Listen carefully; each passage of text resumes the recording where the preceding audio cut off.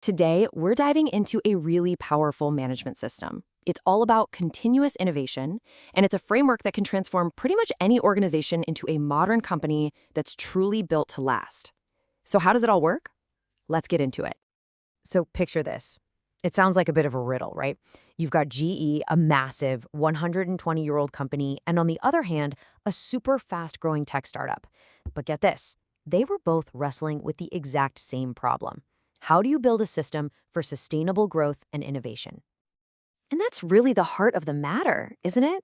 It turns out that from Fortune 500 boardrooms to startup garages, leaders everywhere are asking the same things. They're all trying to figure out how to keep their main business running smoothly while at the same time discovering where the next big thing is going to come from. It's a totally universal struggle. And this struggle really shines a light on a huge conflict, a fundamental divide between two totally opposite ways of managing a company. One was built for the last century, and the other, well, it's absolutely essential for this one. So what really is the difference? Let's actually break down the DNA of these two approaches. You'll see that one is basically coded to protect and maintain the status quo, while the other is all about adapting and inventing what's next. Okay, this table really lays it all out. Old-fashioned management, it works on the assumption that the world is predictable.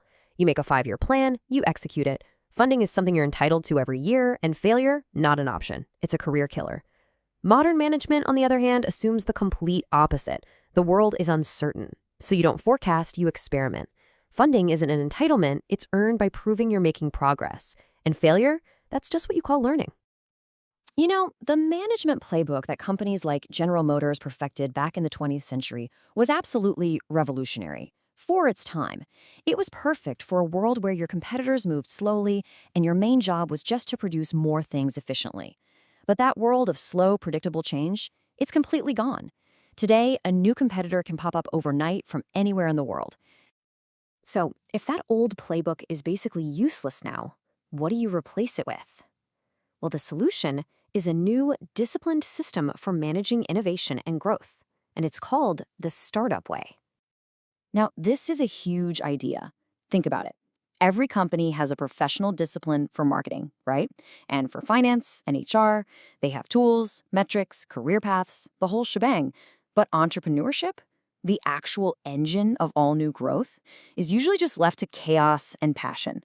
The startup way argues that entrepreneurship needs to be treated just as seriously. It's a vital management function that has to be systematically built into every modern company. And this whole system is built on 5 core principles. It's all about continuous innovation, so it's happening all the time, not just once in a while. The work gets done by small, agile teams. That's the startup as the atomic unit of work. It installs entrepreneurship as that missing function we just talked about. And to do all this, you often need what's called a second founding, a deep rethink of the whole company, which commits you to continuous transformation. Okay, principles are great, but how do you actually do all of this stuff? Let's get into the nitty-gritty and look at the real concrete tools that make this whole system come to life. All right, first up, money.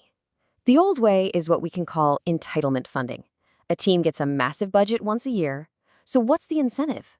Well, you spend it all, and whatever you do, you don't admit anything is failing, or you won't get your budget next year.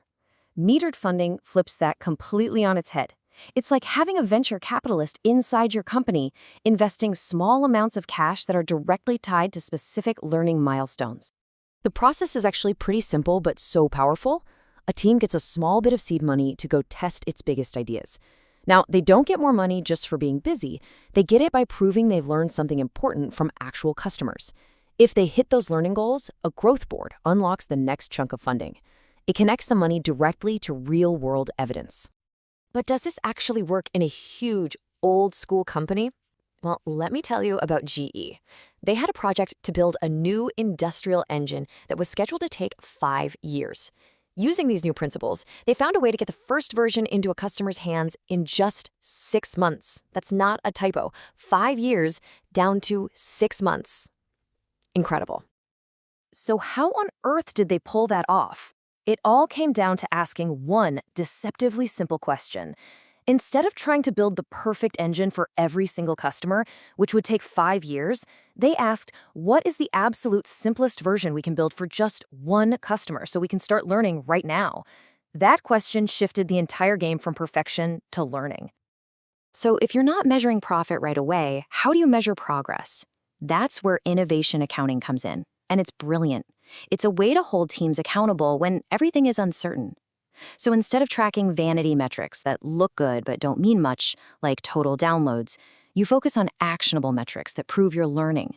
Things like what percentage of people who sign up actually use this key feature. It's about measuring what matters. So when you start combining these tools and principles, the new way of funding, the new way of measuring, what's the end result? Well, it's nothing short of a complete transformation of a company's DNA. Let's talk about a really famous flop. The Amazon Fire Phone. The company lost $170 million on it. In a traditional company, people would have been fired. It would have been a catastrophe. But at Amazon, it wasn't. Why? Because a modern company treats failure as a tuition payment. They paid $170 million to learn some incredibly valuable lessons, which they then poured directly into wildly successful products like the Amazon Echo and Alexa.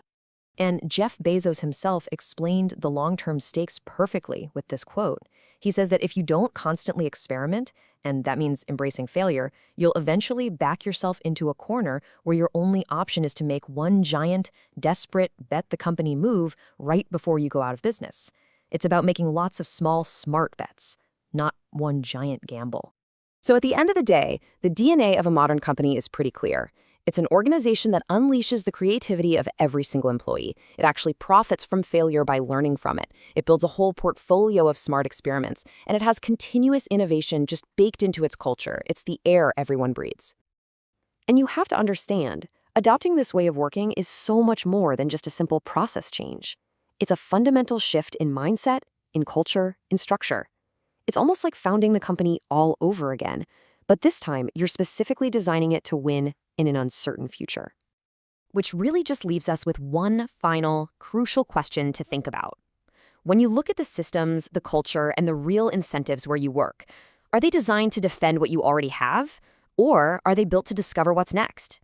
Is your organization designed to protect the past or to invent the future?